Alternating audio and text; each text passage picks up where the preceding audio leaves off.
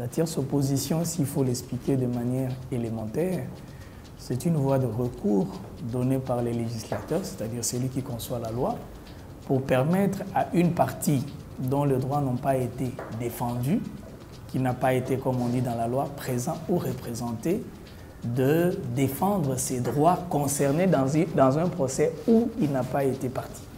Il y a des préalables que la loi a organisés. Je crois que si vous prenez l'article 80, la condition c'est d'en avoir pas été présent ou représenté.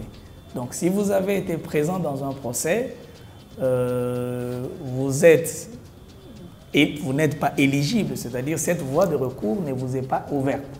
Si vous avez été représenté, c'est comme par exemple vous êtes héritier d'une succession et que les liquidateurs étaient au procès, vous avez été représenté par le liquidateur.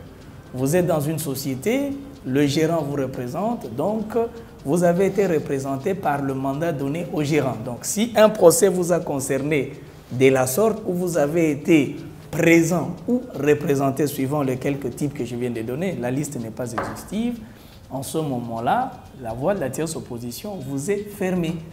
Donc la condition, le législateur a voulu protéger les absents dans une procédure, autrement dit. La tierce opposition, comme voie de recours, a ses conditions aussi.